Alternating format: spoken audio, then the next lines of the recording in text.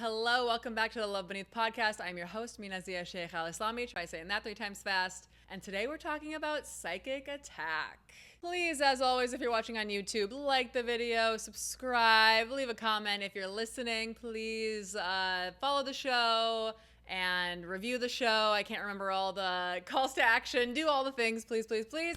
And send this to someone who might need to see or hear this. And let's get into it. It's going to be short and sweet. I don't know. This is a big topic. I don't really know. I could just blabber on for like a million years about it. I'm just going to say a few things that have been on my mind about it lately. And you let me know where else you want me to go down the various rabbit holes. So I have a great deal of experience with psychic attack. When I was a kid, when we moved into our newest house, I was in 8th grade. I would constantly feel entities. I would feel them staring at me, like in a circle, like staring at me from above. I would feel them in the corners of my room. It was so bad. I had to, like, as a high schooler, I know I've shared this on the internet before, and my mom does watch this, so she can confirm. I had to sleep in my parents' room as a high schooler because I was so terrified. Because I could feel all these energies. I could see them, I could feel them, I could hear them, and they would not leave me alone. And so, you know, ever since then, I've had on and off a lot of experiences of psychic attack. And recently, one of my clients asked me, completely, we weren't talking about this at all, but they just asked me kind of as an aside, how do you protect yourself energetically? And I have an answer that I think people would be surprised by, which is I don't believe in energy protection in the ways that you might think. I don't do any mantra or ritual or, you know, put a bubble of protection around me. I don't believe in that because one thing I've come to understand just from being psychic attacked for so long is that no matter what's happening to me in the spirit world, my higher self is allowing that to happen. And one thing I know is that my higher self is my biggest fan, and she is like the one being in the, I mean, we're the same thing, but from human to higher self, she's not going to let something happen to me unless it's for me. And I know that. And it took me a long time to understand that, but now I do know that. So if she's allowing it to happen, it means there's a lesson there for me. And the other piece of it is that dark attacks its likeness. Dark doesn't actually attack light. That's a common thing. You know, that's the villain and the superhero, and the villain is darkness and the superhero is light, and then they fight each other and whatever. That energetically, what I've witnessed is not the case. Darkness actually you can't attack light. It's impossible. You can attack a human who is both light and dark, who has darkness that they're needing to see in themselves. And when I was first getting into spirituality, I used to watch Gaia. I don't watch them anymore, kind of rubbing me the wrong way these days, but that's a whole separate thing.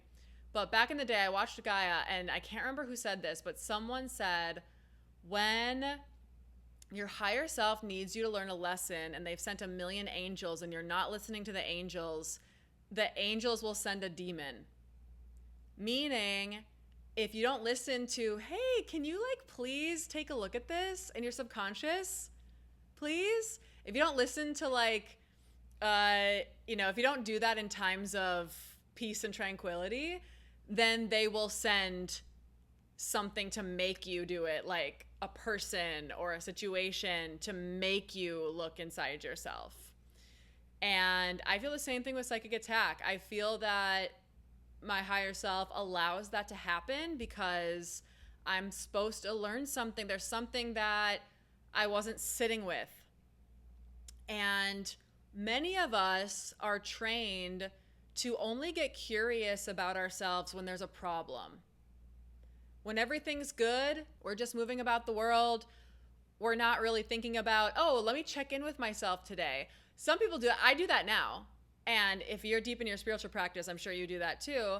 But the average person is not sitting and checking in with themselves every day unless there's a problem. And so it's because of that that a lot of times we do need to have something, quote unquote, bad happen to us to get us to sit with ourselves and see what that's bringing up in us. The whole world is a mirror.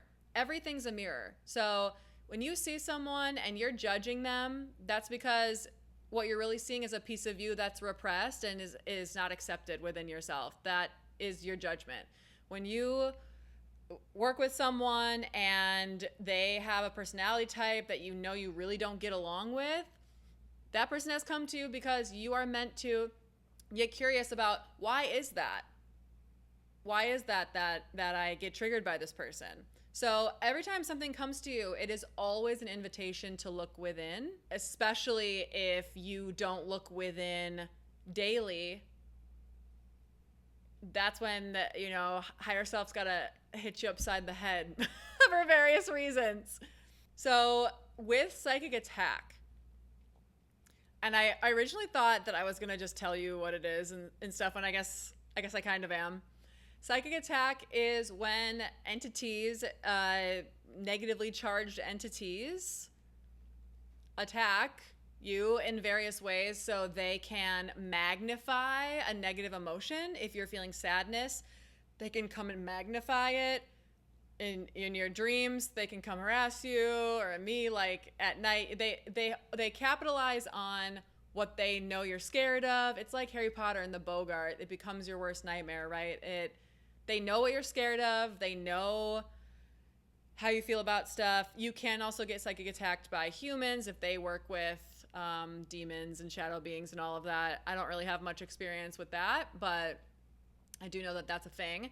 And one more thing I feel called to say, sometimes you're getting attacked because you are meant to see the power inside you. Psychic attack can also take the form of a person trying to make you feel bad about yourself.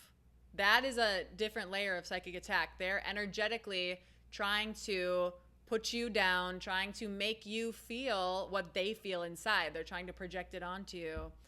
And so in certain ways, it's your opportunity to say, yeah, this is kind of scary, but I'm not about this, actually. Like, I'm not entertaining this. And I think that is a really powerful lesson, because I do think that sometimes we feel we have to entertain fear, and we have to entertain when we're scared of something. And like I said, it is worth it to sit within yourself and ask yourself, why am I scared? And I've just had so many clients recently who've had various psychic attack experiences, and the message was always the same. It was, you have to see that this person has no power over you. You have to see that this thing has no power over you. It can only attack because you believe that you can be attacked by this. And even now that I work, my whole life is spiritual work. My entire day is energy work. I'm meditating 4 to 6 hours a day, except days I have clients. This is like my whole world. And I think we can get into that purity mindset again of, well, I do so much shadow work and I do so much inner child and I sit with myself every day and I do all of that and I still get attacked. Because we still have this assumption that if I'm good, then nothing bad will happen to me. And, oh no, something bad's happening, so that must mean I'm not good and I did something wrong. And I don't know, I just was thinking about that today, because it's just not true. We have lessons till the day that we leave this world, and we'll never not have lessons. The only person in the world who doesn't need to have any lessons anymore is the person who it's their last day on earth, like that's just kind of it. And I don't know, I feel like there's such a power in working with life and working with what's happening versus pushing against it all the time and feeling something's out to get us or something's attacking us, feeling like it's us versus the world or it's us versus the things in the world. And it's very empowering to say, okay, it's an earth life. It's not going to be perfect. It's not going to be exactly what I want. I came here to learn lessons, not to just try to chase happiness and joy all the time, which is a big theme on here, talking about truth in those ways on this podcast. So it's really empowering to say, I came to Earth to learn lessons, and I can't learn lessons unless there's strife. I can't learn lessons unless there's pain. I can't learn lessons unless there's something scaring me and causing me to sit into myself and ask myself what that is. So, yeah, I could get into all the ways to get psychic attacked and the beings that psychic attack and all of that, but I feel more called to say when those kind of things happen, it's really beneficial to understand that it's nothing against you, and your higher self said that that was okay because it's for your highest good. And so it's just a matter of sitting with that and figuring out what that is. And it's really good for your psychic development, by the way, because when you actually honor what's happening versus push it away, then you start entering a very vulnerable, trusting, receiving state, which is really, really good for enhancing intuition, your third eye, all of that. So it can only help you to operate in that way. All right. That is the message today. Please send this to someone who needs to see or hear this. Please interact with the video or the show, however you're showing up today. Thank you all so much for being here, and see you tomorrow. Bye-bye.